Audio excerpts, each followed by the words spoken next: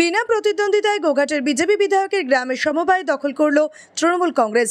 গোঘাট ১ নম্বর ব্লকের শাওড়া গ্রাম পঞ্চায়েতের অন্তর্গত শাওড়া সমবায় সমিতি বোর্ড গঠনের আজ নমিনেশন জমা দেওয়ার দিন। এই নিয়ে শাসক দলের তৎপরতা তুঙ্গে থাকলেও দেখা মেলেনি গোঘাটের বিজেপি বিধায়ক তথা শাওড়ার ভূমিপুত্র বিশ্বনাথ কারক ও বিজেপি কর্মীদের। তিনি দাবি করেন তৃণমূলেরই গোষ্ঠীদ্বন্দ্বের জেরে গণ্ডগোল, তাই বিজেপি নমিনেশন করতে আসেনি। যদি বিজেপি নমিনেশন করতে আসে তাহলে তৃণমূলকে জেতার জন্য 7 জন্ম নিতে হবে। অপরদিকে গোঘাট 1 নম্বর পঞ্চায়েত সমিতির সভাপতি বিজয় রায় বলেন, বিজেপি জনসমর্থন হারিয়েছে, তাই দেখা মিলছে না তাদের নেতাদের।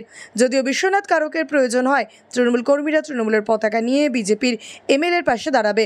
যদিও এই নমিনেশনকে ঘিরে এলাকায় চাপা উত্তেজনা ছিল, মোতায়েন ছিল গোঘাট থানার বিশাল পুলিশ বাহিনী।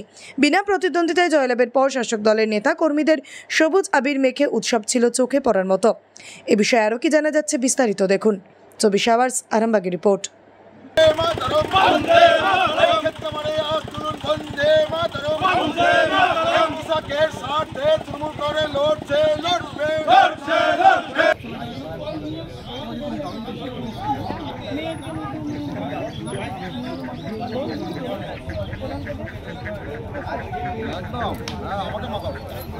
দেখুন, এটা হচ্ছে গোঘাট বিধানসভার মানুষ হিসাবে আমরা এটাকে খুবই লজ্জাজনক বিষয় মনে করি যে শাওড়া অঞ্চল এমন এক ভাইটাল অঞ্চল যেখানে সে সিপিএমের আমল থেকে দেখেছি যে স্কুল নির্বাচন হলেও এখানে মার্ডার হয়।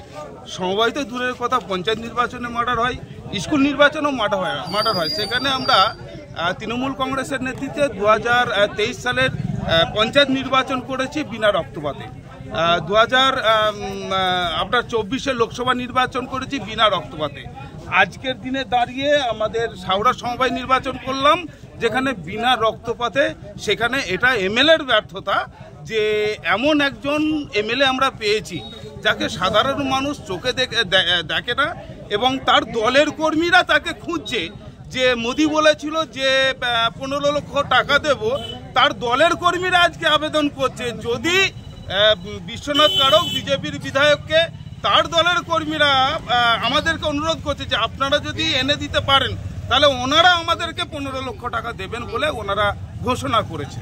এরকম বিধায়কের নেতৃত্বে বিজেপি চলছে। বিজেপির যত কথা বলবো জোকারের দলে পরিণত হয়েছে, না কথা বলাই ভালো।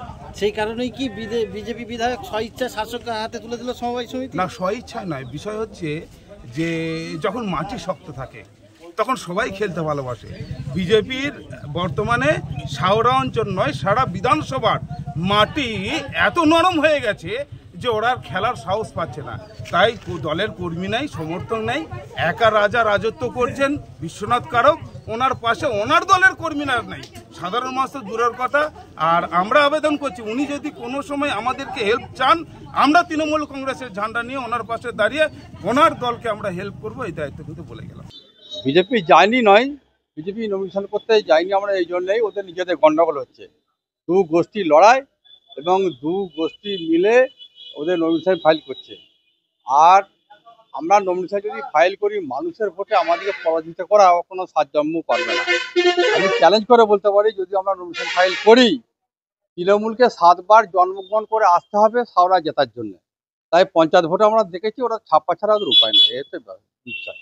আর সমবায় সমিতিতে যে কি করবো, নোংরামি করতে যাবো, ওদের নিজেদের মধ্যে গন্ডগোল হচ্ছে, দ্বন্দ্ব হচ্ছে, যা করছে নিজেরাই করছে, সেই জন্যই আমরা মাথা ঘামাইনি। ওখানে সন্তানের পরে মন বসছে না, প্রচুর পরিশ্রম করেও আপনি আশানুরূপ পারিশ্রমিক পাচ্ছেন না, যার ফলে আর্থিক সংকট আপনার জীবনে দুঃখ এবং চাপের ছায়া ফেলেছে।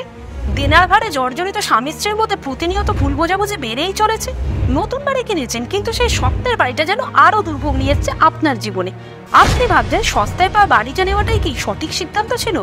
এমনই সব দ্বিধাদ্বন্দ্ব এবং জীবনের কঠিন মুহূর্তে আপনাকে সঠিক পথে পরিচালিত করবেন আন্তর্জাতিক খ্যাতিসম্পন্ন স্বর্ণপদক ও স্বর্ণ মুকুটপ্রাপ্ত ডক্টর অজয় শাস্ত্রী।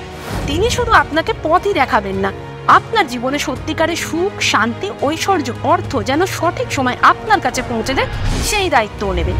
তার অভিজ্ঞতা এবং জ্ঞানের আলোতে আপনার জীবন হয়ে উঠতে পারে নিরুদ্বেগ ও সমৃদ্ধির পথে ধাবমান। তাই আর দেরি নয়, স্ক্রিনে দেওয়া নাম্বারে এখনই ফোন করে ডক্টর অজয় শাস্ত্রীর সাথে যোগাযোগ করুন। কে জানেন, হয়তো একটি মাত্র ফোনই আপনার জীবনকে বদলে দিতে পারে।